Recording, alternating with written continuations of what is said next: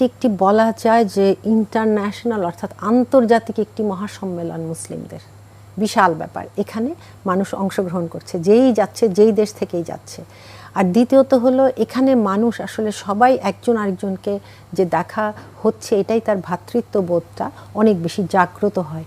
কেননা এখানে কিন্তু ভাষা, গাত্রবর্ণ থেকে শুরু করে সব কিছুই আলাদা, কিন্তু তারপরে পাশাপাশি অবস্থান করে কিন্তু সবাই নামাজ পড়ছে, তাওয়াফ করছে, সব কিছু করছে, সুবহানাল্লাহ।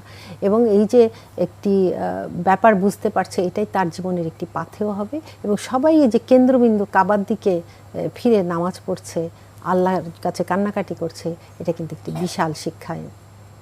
অবশ্যই আপা, মহান আল্লাহ তাআলা সকলকে হজ করবার তৌফিক দান করুন। সংক্ষেপে জানতে চাইবো ইহরামের তাৎপর্য সম্পর্কে। ইহরামের তাৎপর্য আসলে বলে শেষ করা যাবে না। প্রথমেই মানসিকভাবে মানুষকে খুব বেশি নাড়া দেয় যে সে কাফনের কাপড় পরতে হয়, বিশেষ করে পুরুষদের।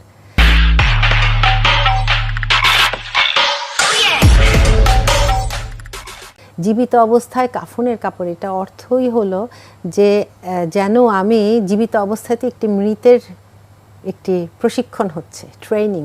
এবং এই সময় আমার কুপ্রবৃত্তিকে একেবারেই মেরে ফেলতে হবে। এবং আমার তখন কোনো পরিচয় ওইভাবে নেই, দুনিয়াবী পরিচয় নেই। আমি একটি রুহের মতো হয়ে গেলাম যেন, এটাই আল্লাহর কাছে যাচ্ছে। এবং আমার কোনো পদবি, আমার ফ্যামিলি স্ট্যাটাস, কোনো পরিচয় তখন নেই। সাদার ভিতরে আমি যেন হারিয়ে গেলাম আল্লাহর এই বন্দেগী করতে, যে সুবহানাল্লাহ সুবহানাল্লাহ। আপা, আমরা জানি যে পার্থিব জীবন খুবই ছোট এবং খুবই সংক্ষিপ্ত, এবং এই জীবনে আমাদের অনেক বেশি পরীক্ষা দিতে হয় আমাদের পরকালের জন্য।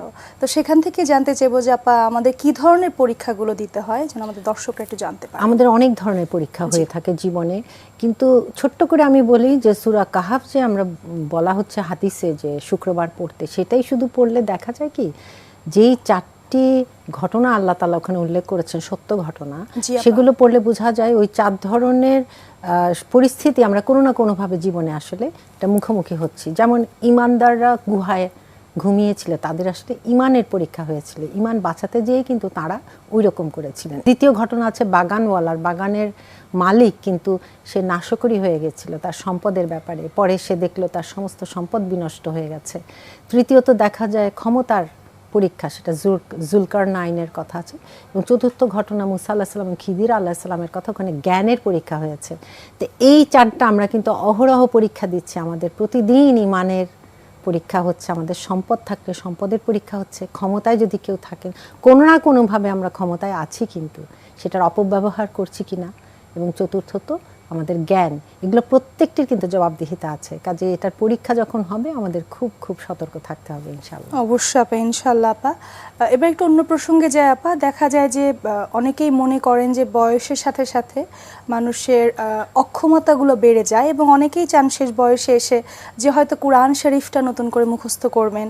তো এই জায়গায় তারা আসলে সাহস পায় না।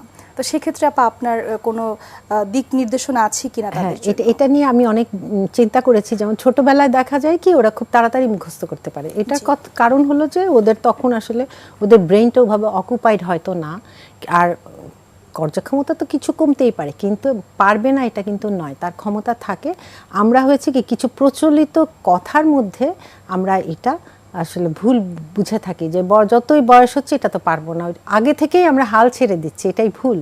বরং আমাদের এগুনো উচিত, এবং এগিয়ে গেলে দেখা যাবে আমরা মুখস্থ করতে পারবো। হয়তো 5 বার পড়লে যেই বয়সে মুখস্থ হয়ে যেত, এটা না হয় 10 বার পড়তে হবে, তাহলে 10 বারই পড়ি। এবং আমি নিজে কিন্তু পাশ্চাত্য দেশে এক ভাইকে দেখে এসেছি, ওনার বয়স 70-এর কাছাকাছি হবে, উনি পুরো কোরআন শরীফ মুখস্থ করেছেন। এটা সম্ভব।